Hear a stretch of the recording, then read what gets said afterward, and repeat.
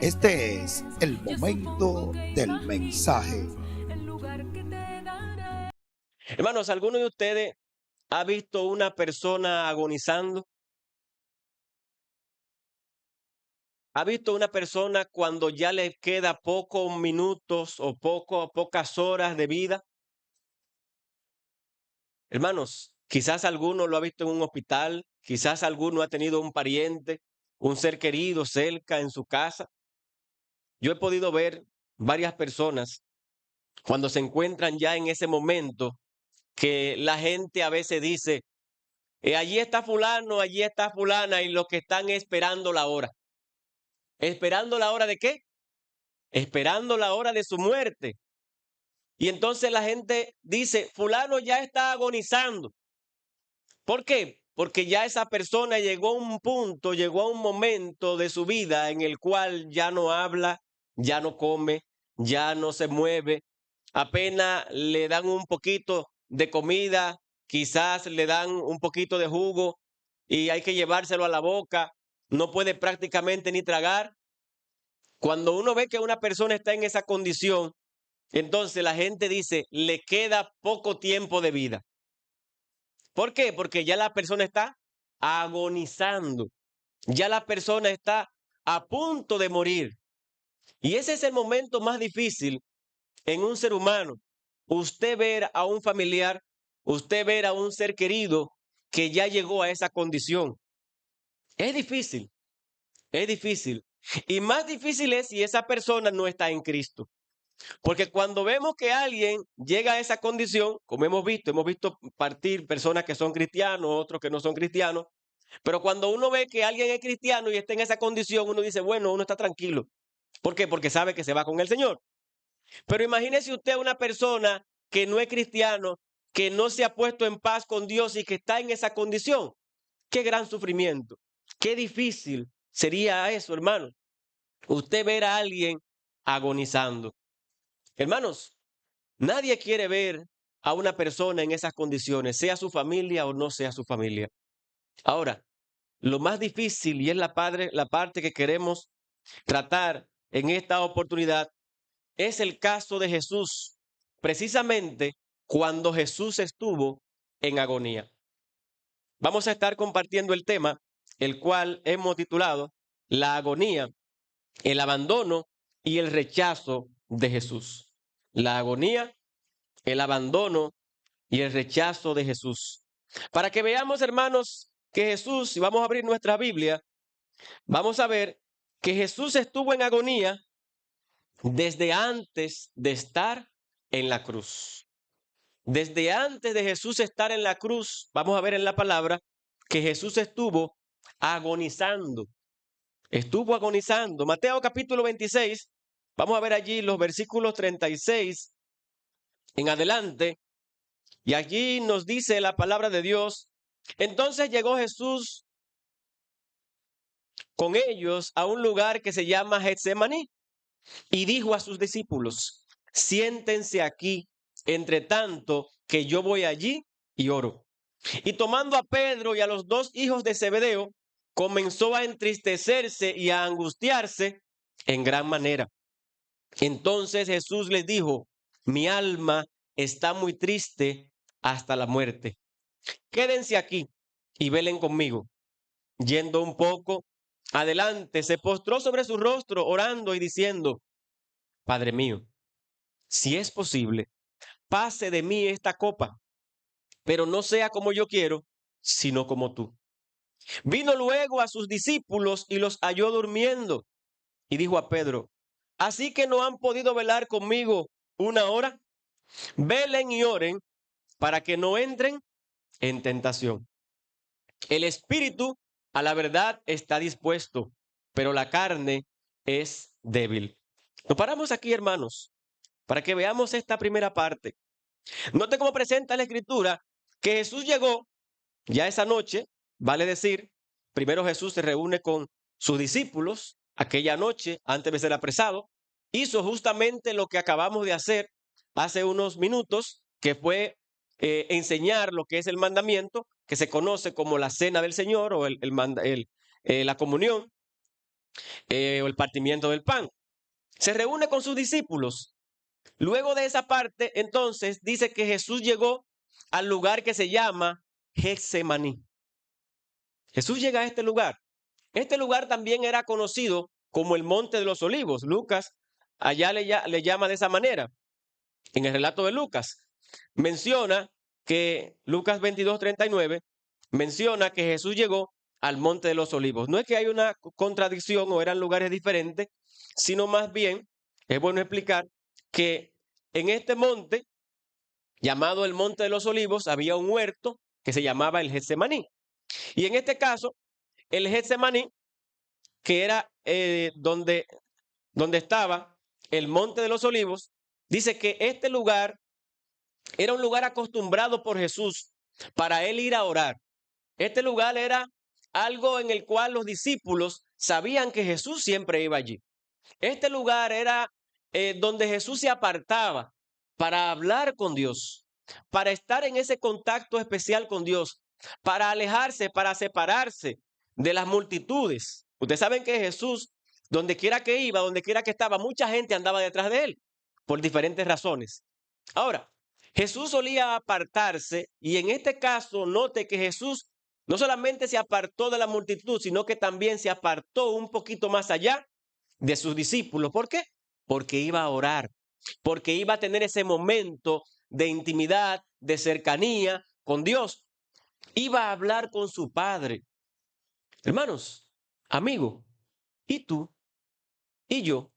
¿Estoy sacando también ese tiempo para orar, para hablar con Dios, para tener esa relación, para tener ese contacto íntimo, ese contacto cercano con Dios, para yo ver cómo está mi condición, cómo estoy yo, cómo está la situación? Jesús se acostumbraba a esto. Y por eso entonces, cuando Jesús llega a este lugar, conocido como el Getsemaní, y aquí vamos a comentar un poquito acerca de esta parte, Getsemaní o Monte de los Olivos. ¿Cuántos de los que están aquí conocen el aceite de oliva? Prácticamente todo el mundo. Todo el que cocina, porque eso lo venden hasta en los colmados. Todo el mundo conoce el aceite de oliva. Ahora, ¿sabemos cómo se extrae el aceite de oliva?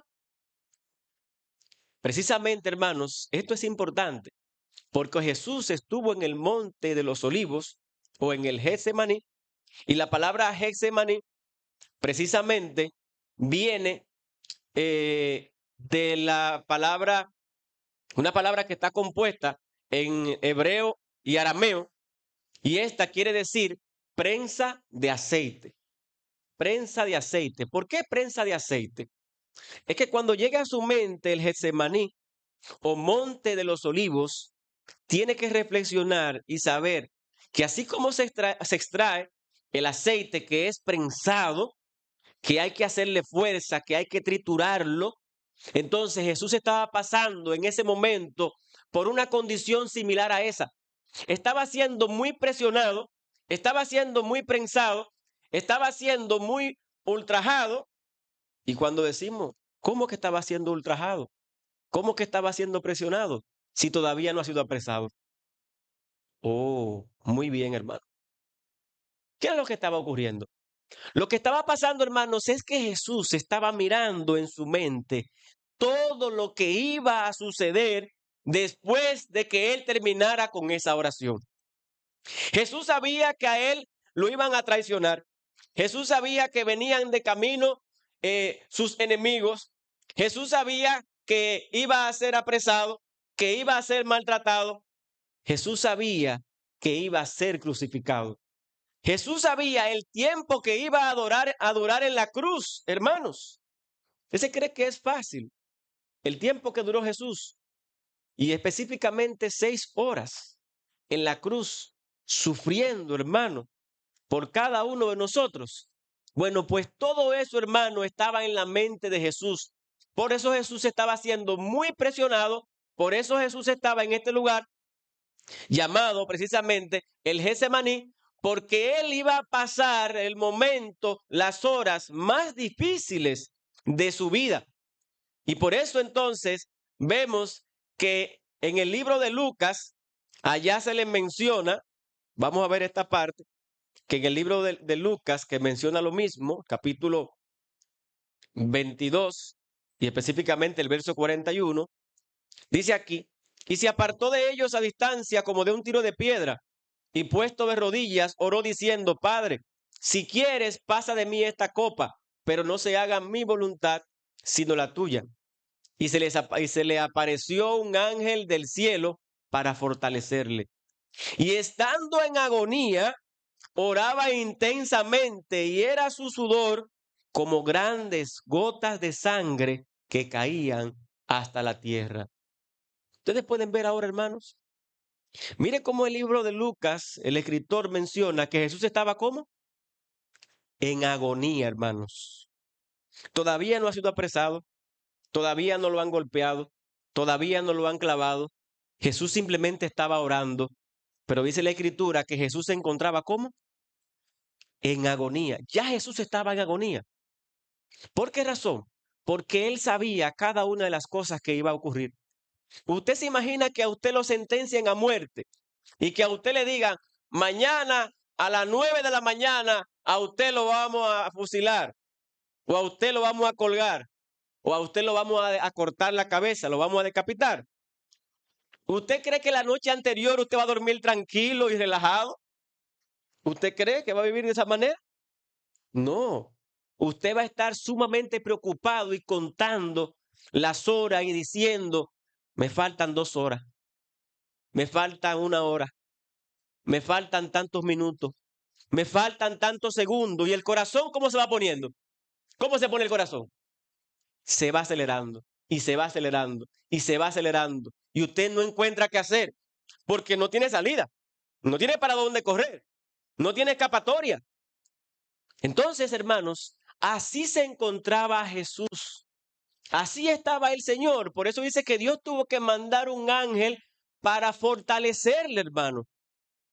Tuvo que mandar un ángel para fortalecerle, porque Jesús se encontraba en agonía. ¿Y todo eso por qué? ¿Por qué Jesús estaba en agonía?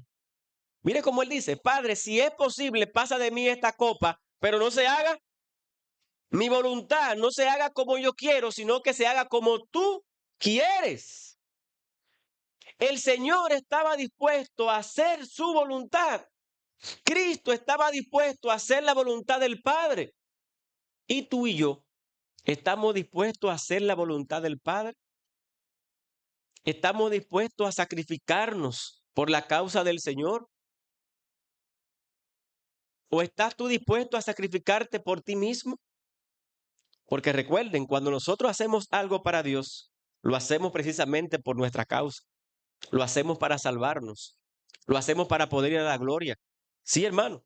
Jesús lo estaba haciendo y en este caso lo hacía por obediencia a Dios porque él quería glorificar al Padre y quería hacer su voluntad. Pero note algo, hermano. Note que cuando Jesús está en esa oración, allí, él está concentrado, hablando con el Padre. Mientras Jesús estaba hablando con el Padre, ¿en qué estaban los discípulos? ¿En qué estaban? Mientras Jesús preocupado, dice que Jesús estaba en agonía, dice que su sudor era como grandes gotas de sangre. Oiga, mis hermanos, miren la preocupación tan grande de Jesús. ¿A cuántos de los que están aquí, se le ha perdido, si se ha perdido un hijo o se ha extraviado el esposo o quizás su madre salió por ahí, perdió el sentido, perdió el juicio y no la encuentra? O quizás su esposo debió llegar a tal hora a su casa y usted ve que no ha llegado.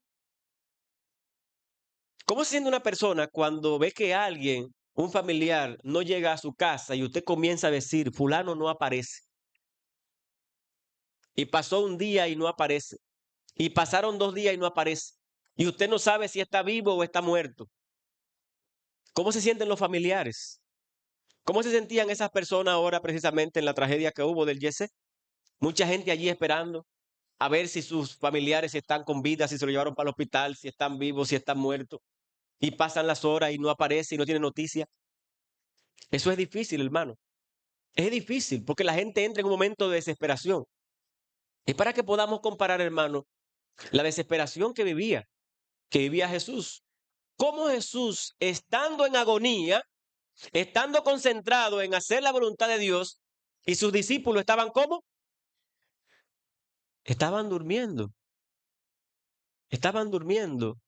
En este momento que estamos aquí en adoración, ¿en qué tenemos que estar nosotros? Tenemos que estar en oración. Tenemos que estar pensando y reflexionando y en este caso llevando nuestra mente al sacrificio de Cristo.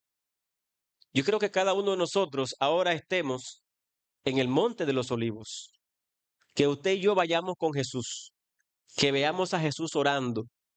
E imagínese entonces, dice que los discípulos estaban como a un tiro de piedra, digamos, qué sé yo, como de aquí a la calle más o menos. ¿Ve? Jesús aquí, los discípulos allá.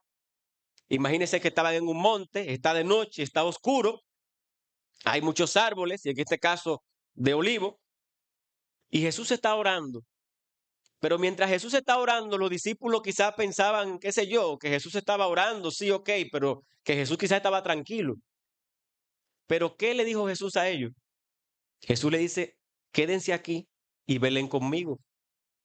Jesús te dice a ti que cada día tú tienes también que velar. Tienes que velar con Jesús. Tienes que estar dispuesto, tienes que tener tu mente despierta. ¿Por qué razón? Porque por ahí vienen. ¿Quién vienen por ahí? Dice Jesús. Jesús sabía que venían por ahí los que le iban a atrapar, los que le iban a atentar, los que le iban a provocar. Entonces tú y yo tenemos que estar siempre velando y orando, que es lo que le dice el Señor. El Señor cuando llega, que lo encuentra a ellos dormidos, dice el Señor, la reclamación es, así que no has podido velar conmigo una hora. Miren el cuestionamiento de Jesús. ¿No has podido velar conmigo una hora? Y ahora pensemos en esto. ¿Es que nosotros no podemos sacar una hora para venir al culto? A veces, hermano, hay hermanos que dejan de venir a la iglesia. ¿Por qué razón? Bueno, porque se le presentó una diligencia, porque le llegó un familiar, porque ese día se comprometió con tal cosa. ¿Y qué le reclama el Señor? ¿Es que no han podido velar conmigo una hora? ¿Es que no podemos sacar una hora para adorar a Dios, para servir a Dios? ¿No podemos sacar una hora para orar, para fortalecernos? Recuerden que por ahí vienen, téngalo presente, por ahí vienen los que nos van a tentar. El enemigo anda por ahí cerca, ¿ve? Y va a venir a provocarnos para llevarnos al pecado. Ahora, cuando Jesús llegó, que lo encontró, que estaban dormidos, que estaban durmiendo, entonces Jesús les reclama. Jesús les reclama. Pero ¿cuál es la respuesta del Señor? Velen y oren para que no entren en tentación. Y mire aquí, el espíritu a la verdad está dispuesto, pero la carne es débil, hermanos. Pero la carne es débil. ¿Qué dicen los seres humanos y las personas cuando caen en pecado? Normalmente los cristianos lo utilizan, pero aquellos que tienen un poquito de conocimiento, cuando caen en el pecado, dicen, bueno, Señor, tú sabes que yo pequé, pero es que tú sabes que la carne es débil. Tú sabes que la carne es débil. Como la carne es débil, entonces por eso yo pequé. Por eso yo he caído en el pecado. Me dijo alguien en una oportunidad que estábamos predicándole y hablábamos con esa persona y le decíamos entonces, bueno, pero eh, el Señor te está llamando. Tú sabes que tienes que buscar tu salvación. Y la persona me dice, bueno, lo que pasa, hermano, o hermano no, pero me dijo, lo que pasa es que yo todavía doy mi bailadita. Oiga, yo todavía me doy mi traguito. Usted sabe que la carne es débil. Ah, ¿y qué respuesta tuve que decirle a esa persona? Y entonces cuando usted se muera, en el cielo usted va a dar su bailadita. O en el infierno usted va a dar, se va a dar su traguito. Dígame usted entonces, ¿qué va a hacer?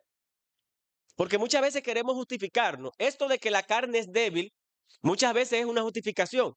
Bueno, tú sabes que yo salgo con los amigos por ahí y voy a compartir. Yo no quiero hacerlo, pero es que la carne es débil.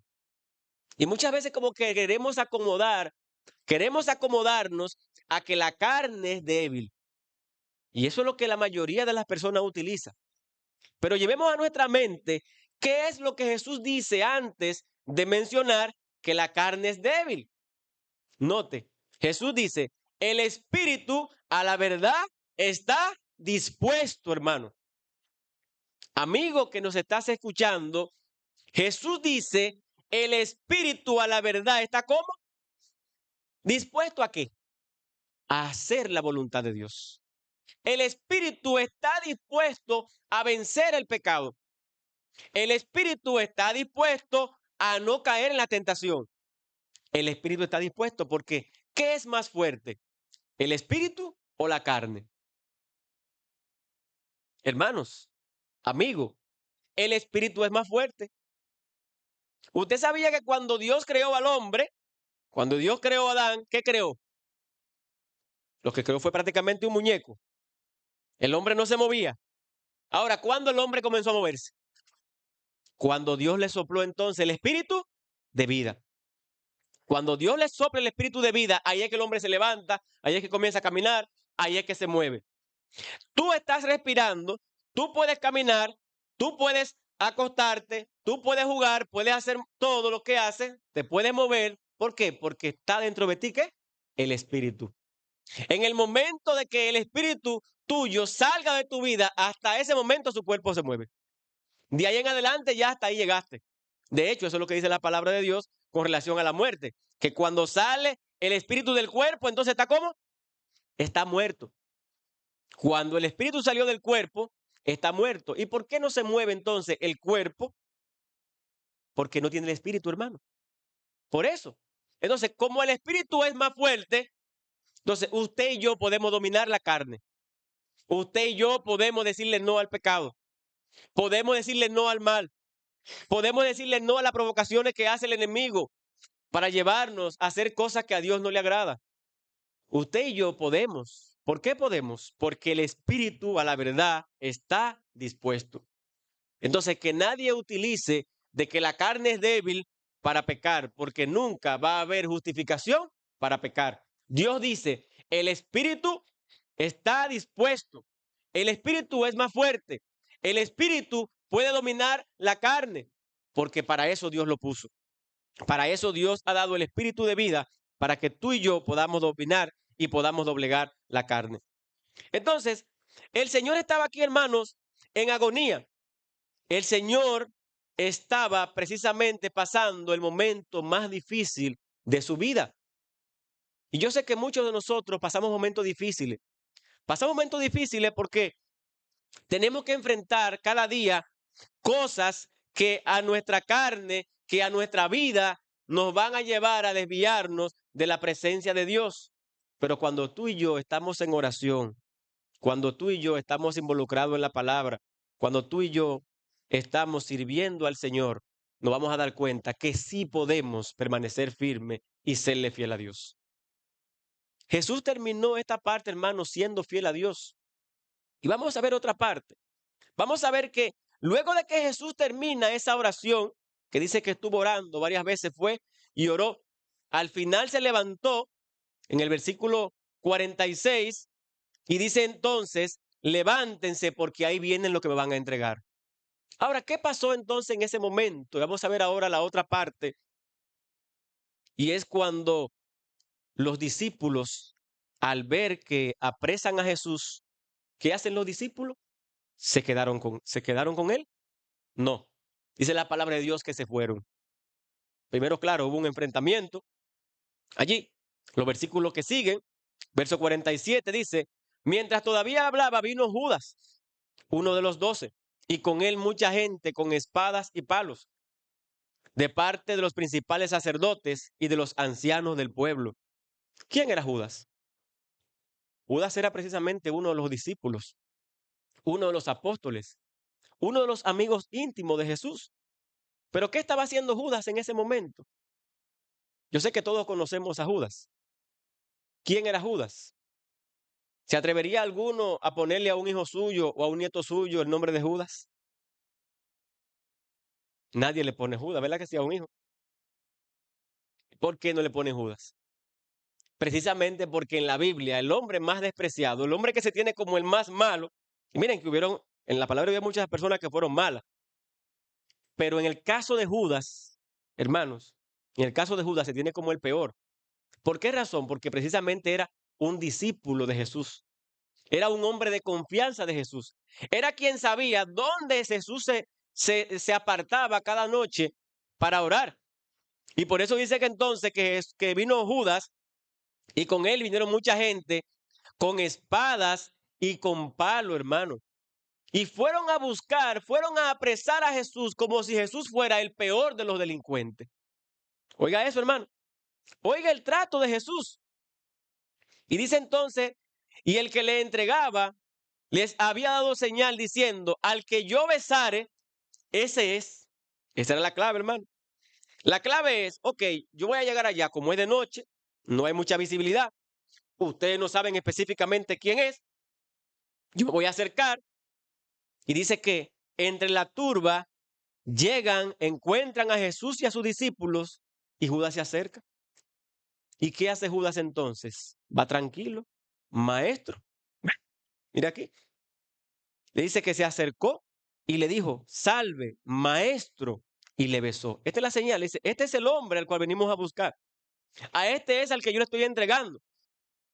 Y Jesús le dijo, amigo, ¿a qué vienes? Entonces se acercaron y echaron mano a Jesús y le prendieron. Pero uno de los que estaba con Jesús, extendiendo la mano, sacó su espada, hiriendo a un siervo del sumo sacerdote, le quitó la oreja. Este fue el caso de Pedro. ¿Qué hizo Pedro, hermano? Cuando ve la acción, cuando ve que van a llevarse a su maestro, a su Señor, al que ha estado con él, salió Pedro a la defensa de Jesús. ¿Sí? Pedro salió a defender al Señor. Y Pedro estuvo dispuesto en ese momento a arriesgar su vida. Por eso vemos que dice que él sacó la espada y le corta ¿qué? Y le corta la oreja. Y dice la palabra que este era el siervo del sumo sacerdote, no fue a cualquier persona que Judas le cortó la oreja, que Pedro le cortó la oreja. No, sino que fue al siervo del sumo sacerdote. Ahora, en ese momento Pedro estaba dispuesto a hacer cualquier cosa por el Señor. Pero como el propósito no era ese, no era pelear con espada, no era una pelea terrenal, una pelea física, sino que esto era una lucha espiritual, Jesús estaba claro. Ahora, noten cómo está la mentalidad de las personas cuando la persona está en el pecado. La narración dice que en ese momento la oreja del siervo cayó al piso. ¿Y qué le dice Jesús? Jesús le dice a Pedro, vuelve tu espada, porque los que a espada matan, a espada van a morir. Y dice que Jesús tomó la oreja del piso, la levantó, ¿y qué hizo entonces? Se la pegó al hombre. Oiga bien, el hombre con el sangrero, y ahora entonces tiene el hombre la oreja ¿cómo? Tiene la oreja pegada. ¿Cómo se llama eso? ¿Qué hizo Jesús? Jesús hizo un milagro. ¿Lo vieron los que estaban ahí ese milagro? ¿Y por qué no reconocieron que Jesús es el Salvador, que Jesús es el Señor, que Jesús es Dios? ¿No lo reconocieron? ¿Por qué? Porque cuando tú y yo estamos en el pecado, estamos ciegos. Estamos ciegos. No vemos las cosas espirituales. No vemos el poder de Dios obrar en nuestra vida. Y tenemos que tener presente, hermano, que esa venda que el enemigo pone en nuestra vista, pone en nuestra vida, hermano, no nos deja ver verdaderamente quién es Dios. No nos deja ver, conocer verdaderamente quién es Jesús. No nos deja, hermano. Y dice la palabra entonces que a partir de ese momento, sus discípulos se dispersaron. Todos salieron corriendo. Y a Jesús lo dejaron ¿cómo? Solo. Jesús en ese momento fue abandonado. Y aunque esto estaba profetizado, ¿verdad? Heriré al pastor y sus ovejas serán dispersas. Pero en ese momento, hermanos, vemos que Jesús fue abandonado por sus amigos más íntimos, por sus amigos más cercanos. ¿Cómo te sentirías tú ahora para que vayamos al momento de Jesús? De que puede que después de que tú tienes tantos años saliendo con Pedrito, juntándote con María, con José, y tú lo tienes como tus mejores amigos, y en ese momento cuando tú más lo necesitas, en ese momento que quizás tú estás enfermo o estás enferma, quizás te diagnosticaron cáncer, Y entonces por ahí no pasa ni Pedrito, ni José, ni ninguno pasan a verte. Entonces tú eres abandonado. ¿Cómo se sentiría el ser humano cuando es abandonado por aquellos que realmente tú más quieres? Es difícil, hermano. Es difícil.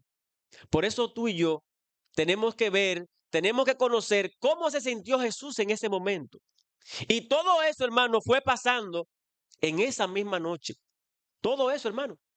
Jesús en agonía, Jesús abandonado, dejado solo. Y entonces ahora viene la parte más difícil, cuando Jesús es rechazado. Porque presenta la palabra de Dios que Jesús, luego de esa parte, entonces Jesús es apresado, es llevado al concilio, los principales sacerdotes entonces van a cuestionar, van a examinar, van a señalar a Jesús, van a levantarle falso testimonio para llevar a Jesús a la muerte, porque recuerden, hermanos, todo esto llevaba el propósito de que Jesús fuera crucificado. Pero que Jesús fuera crucificado, ¿por qué? ¿Por quién iba a ser Jesús el crucificado? ¿Por quién? Por ti. Entonces el dedo debe hacer así, por mí. ¿Verdad que sí? Por mí, hermano. Todo eso porque Jesús iba a ser crucificado por mí. Ahora, cuando la envidia, el odio, el rencor llena el corazón de las personas no ven para ningún lado. Solamente ven la maldad.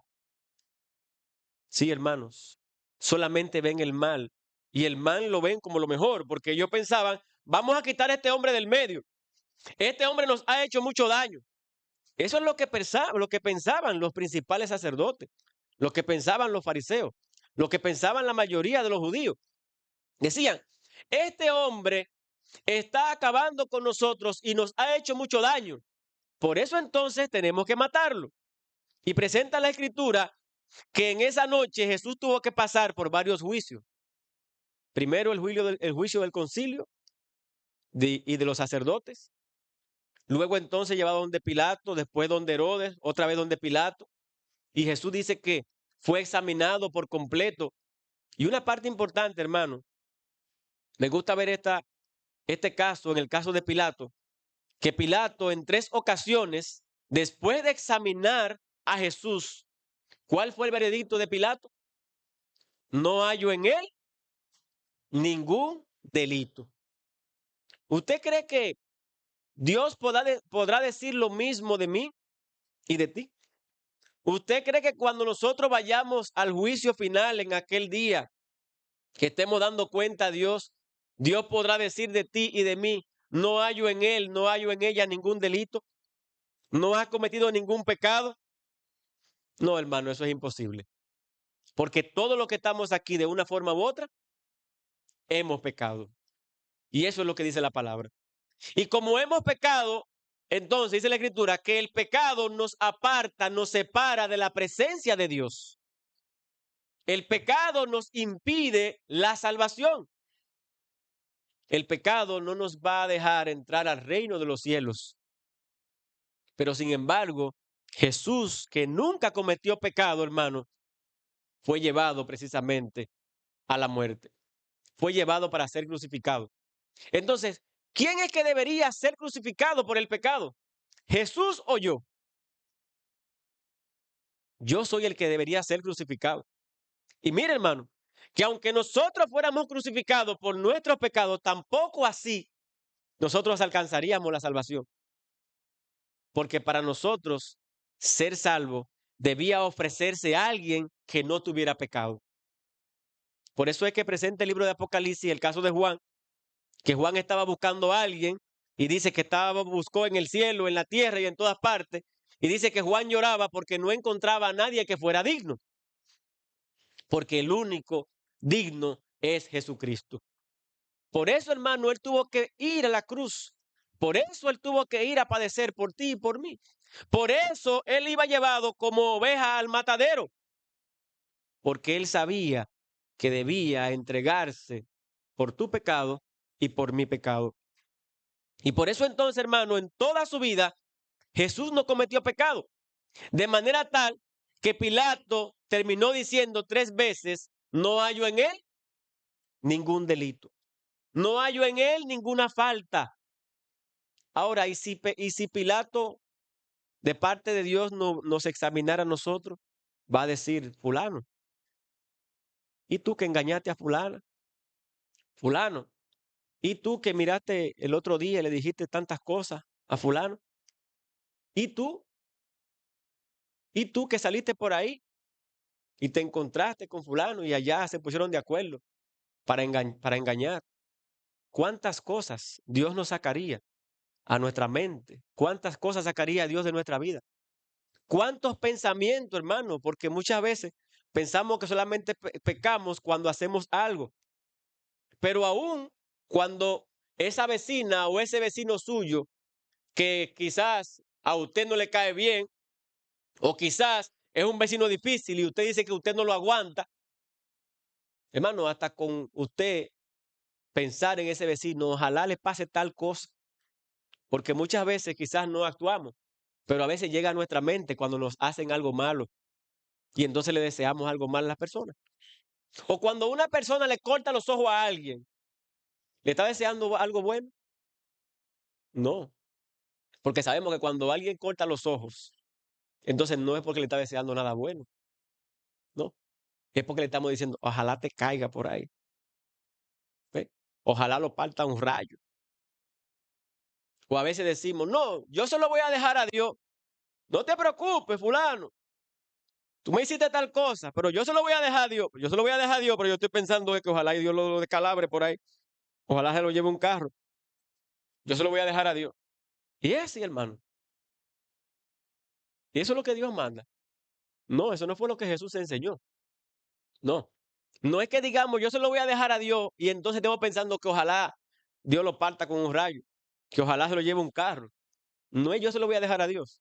¿O acaso fue eso lo que hizo Jesús cuando Jesús al final dijo, Padre, perdónalos porque no saben lo que hacen? Ese era el pensamiento, que no te apures, deja que yo resucite aquí, deja que yo me levante el domingo, que yo lo voy a agarrar a ellos. ¿Era eso lo que estaba en la mente? No, porque eso se llama tener rencor en nuestros corazones. Eso se llama que usted no ha perdonado a la persona.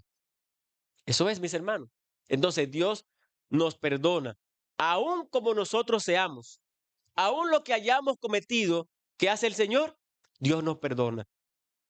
Porque para eso, hermano, ha venido Jesucristo, para darnos el perdón, para limpiar nuestros corazones. Porque lamentablemente con este corazón como estamos, sucio, de esta manera, si no vamos y buscamos la presencia del Señor y dejamos que sea Él que nos limpie, no podremos entrar al cielo. No, venimos a la iglesia precisamente por eso, porque queremos que Dios nos limpie. El que viene a la iglesia es porque quiere que Dios transforme su corazón. Hay dos cosas que son muy diferentes. El que va a una discoteca, ¿va allá a consagrarse con Dios? El que va a un lugar de eso de bebida, un colmadón, lo que sea, vaya a buscar la presencia de Dios. Ahí se va a orar a esos lugares. No se va a orar. No se va a buscar a Dios. No. Ahora, cuando alguien decide ir a la iglesia, es porque quiere acercarse al Señor. Es porque quiere que Dios limpie su corazón. Es porque quiere llevar una vida en paz. Es porque quiere que Dios le quite esos malos deseos de guardar rencor, hermano.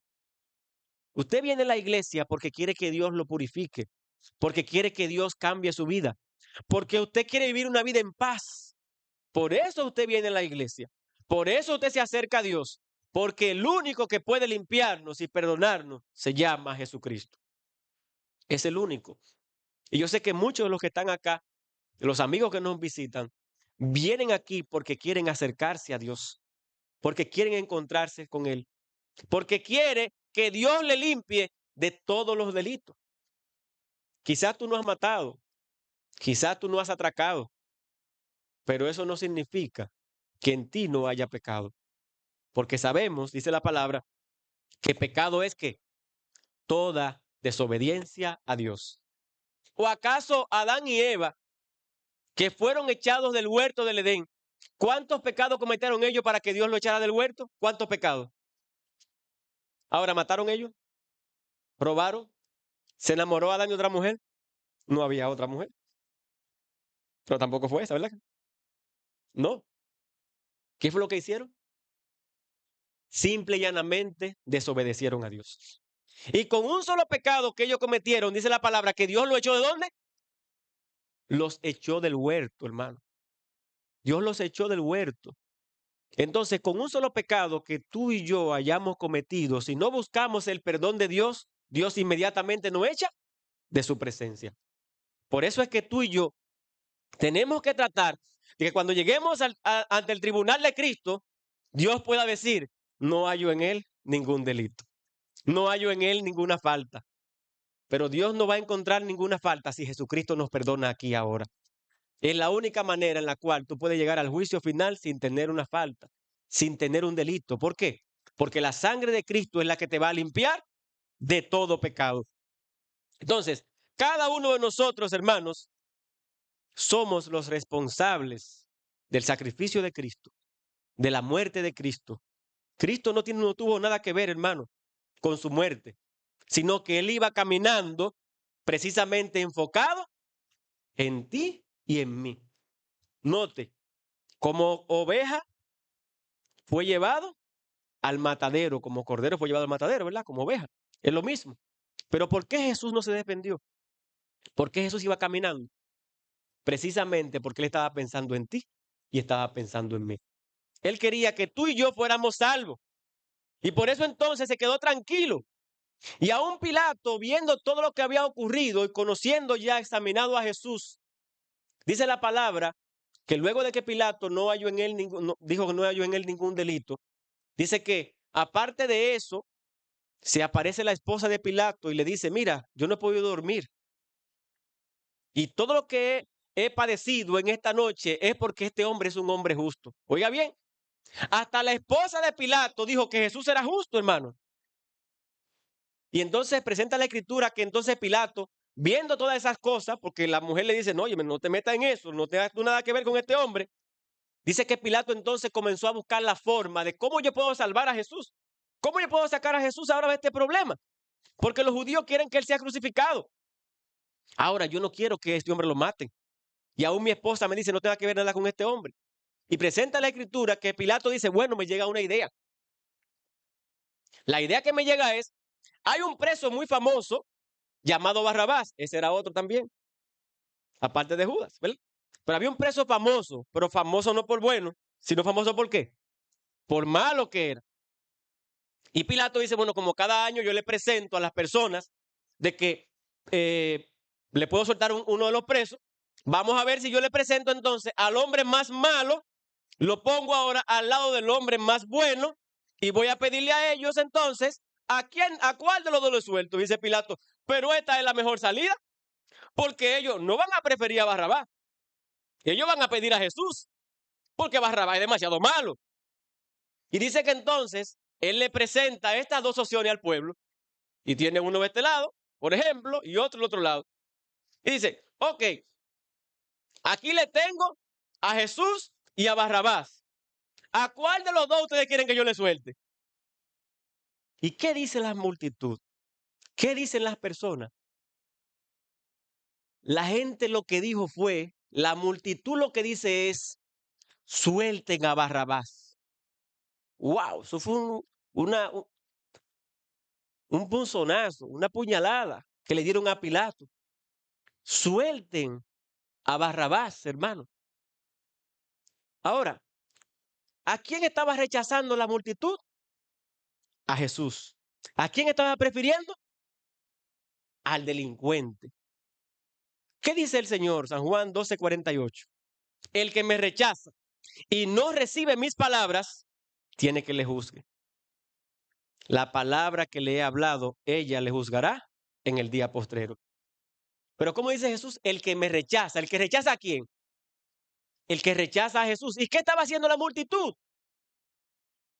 Rechazando al Salvador. Rechazando a Jesús. Rechazando al único que podía perdonarle, limpiarle y salvarle.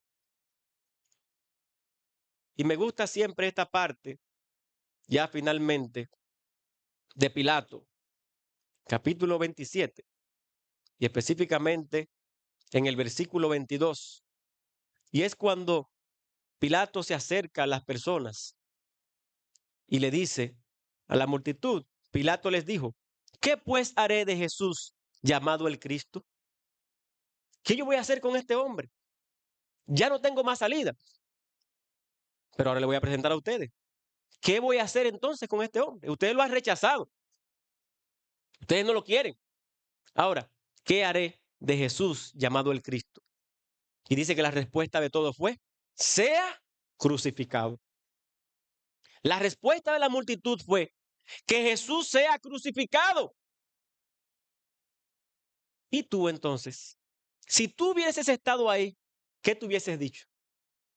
Si tú hubieses estado en ese momento, la gente voceando y decían, crucifícale, crucifícale. Y Jesús con la cabeza bajada.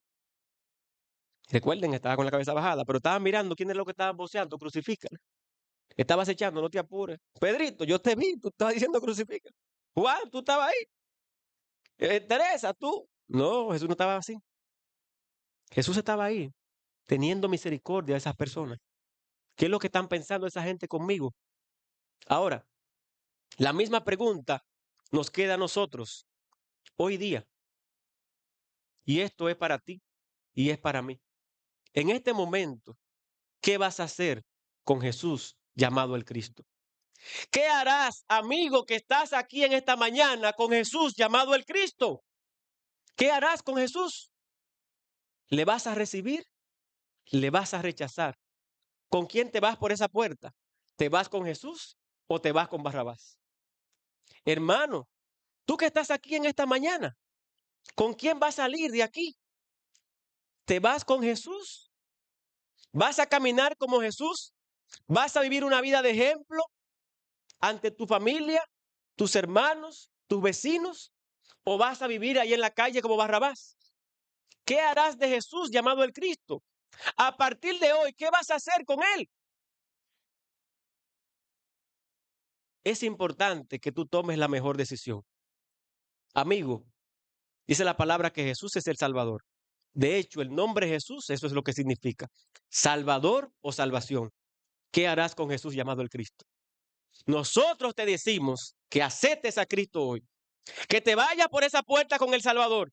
Que camines de hoy en adelante con Él. Que te vayas con la salvación para tu casa y camines toda la vida en el camino de la salvación. ¿Qué harás de Jesús llamado el Cristo? Llévate a Jesús. Vete con Jesús. Jesús te quiere salvar. Dios le bendiga, hermanos. Que Dios nos ayude a que cada día nosotros salgamos por esa puerta y salgamos con Jesús, con el Salvador. Gracias, Señor, por tu amor.